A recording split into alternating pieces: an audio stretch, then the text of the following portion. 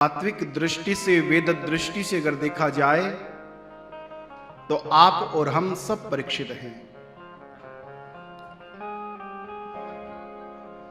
और सबके पीछे कलियुग रूपी श्रप लगा हुआ है। और 7वें दिन ही हमें जाना है, 8वां दिन नहीं आएगा। रविवार से शनिवार 7 दिन होते हैं और एक दिन हमारा काल बनेगा। बचना है इस कलिक काल से, इस श्रप से, तो जितना हो उसकी इसका आश्रय लिया जाए। परीक्षित जब कथा सुनने के लिए आए, गंगा के तट पर आकर बैठे, सुखदेव भगवान बड़े प्रसन्न हुए, ईश्वर पर आकर वंदना करी। इतने संत बैठे हुए थे। परीक्षित ने कहा कि कौन ऐसा मेरा गुरु बनेगा जो आकर मेरे को 7 दिनों मुक्ति दिलाएगा। कोई भी खड़ा नहीं हुआ, क्योंकि 7 करोड़ जन्म के बाद भी मुक्ति मिले तो सरल मानी जाती है। 7 दिनों में मुक्ति कैसे मिले? किसी कीमत नहीं हुई वहां पर आने की।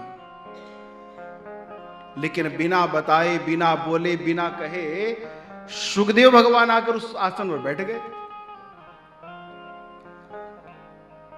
भागवत करना, भागवत बोलना वो अलग बात है। भागवत में जीवन जीना और भागवत में होकर अगले को भागवत बनाना, ये केवल सुखदेव भगवान में था। वो सुखदेव ऋषि थे। सुखदेव भगवान ने राजा के सर पर हाथ रखा। चिंता ना कर, तो 7 दिन कथा सुन ले, सीधा बैकुंठ जाएगा, कोई तेरे को रोक नहीं पाएगा। तो कहते हैं इतने में देवता आए अमृत का कलश लेकर, आकर बगल में खड़े हो गए। सुखदेव भगवान ने विचार किया, ये क्यों आए हैं, आत्मिक कलश लेकर आए हैं? हाथ जोड़कर कैसे आना हुआ? बोले महाराज अमृत लेकर आए थे। अमृत लेकर आए? हाँ महाराज, परीक्षित को पिला दिए, अमर हो जाएंगे। सुखदेव भगवान के मन में थोड़ा सा विचार आ गया। बोले ये देवता बिना स्वार्थ के कोई काम नहीं करते, और आज बिना कहे, बिना बुलाए अमृत लाकर दे दिया, कुछ गड़बड़ है। पूछा कि आप लोगों को इसके बदले क्या चाहिए? बोले ये कथा आप हमें सुना दो, इसे अमृत पिलाओ, अमर हो जाएगा।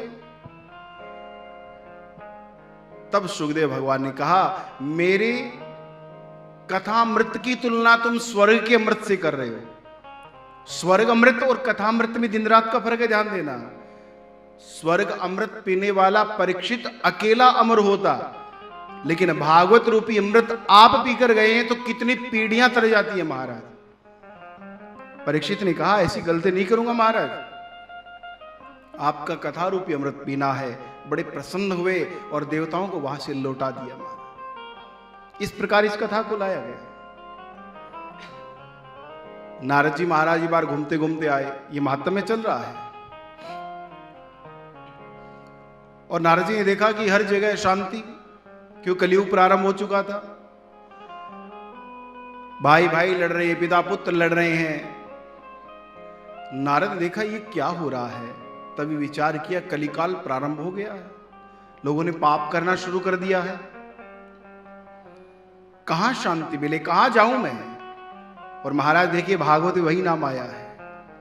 नारद जी ने विचार किया, वृंदावन चला जाता हूं। वनम वृंदावनम नाम पसभ्यम नवकाननम गोप गोपी गवाम सेव्यम पुण्यावीतृणवीरुधम। वृंदावन चला जाता हूं, बड़ी पावन भूमि है, पवित्र भूमि है। और नारद जी ने विचार किया वृंदावन चला जाता हूं। वृंदावन विचार करके नारद जी आए वृंदावन, तो यहां पर एक विचित्र घटना देखी। क्या देखा? एक युवती बैठी है, उसकी गोद में 2 वृद्ध पुरुष लेटे हुए हैं, और बहुत सी युवतियां उसकी सेवा करी, वो पंखा जला रही है, कोई उसकी चरण दबा रही है, कोई खातिरदारी कर रही है। एक बार किंचित सा नारद जी के मन में भाव जगा, बोली ये क्या है। आपको पता है संत फालतू की बात नहीं करता है, संत नहीं बोलता है, बोलूंगा नहीं, लेकिन नारद जी देखा माजरा क्या है, लेकिन पास में से गुजर गए, उनको कोई मतलब नहीं था।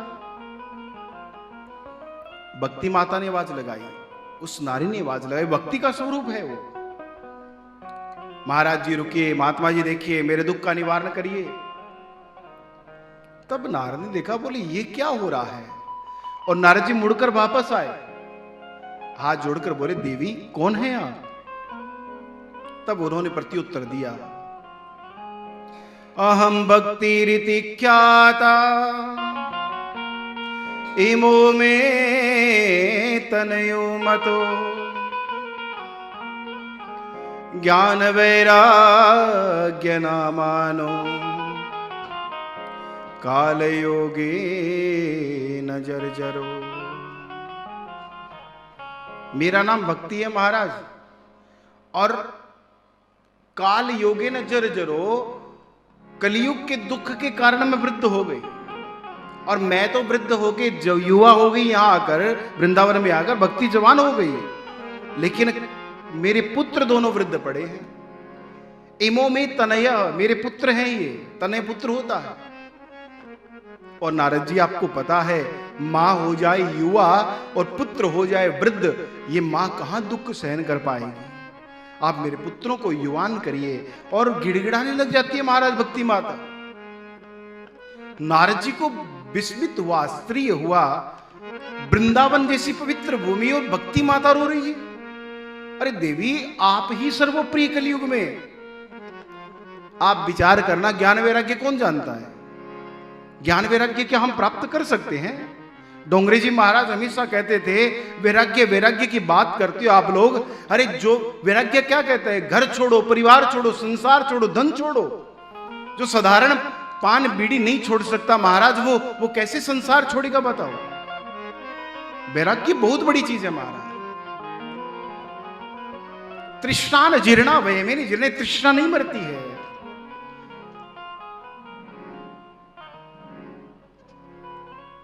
कितना भी हो जाए, लेकिन कहीं ना कहीं तृष्णा जागती है, पूर्ण वैराग्य नहीं है।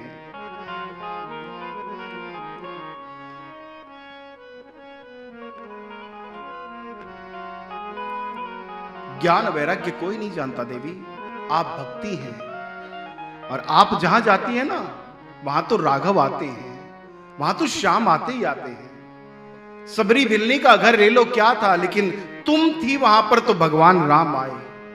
क्या सदना कसाई, क्या केवट, क्या सबरी बिल्ली महाराज।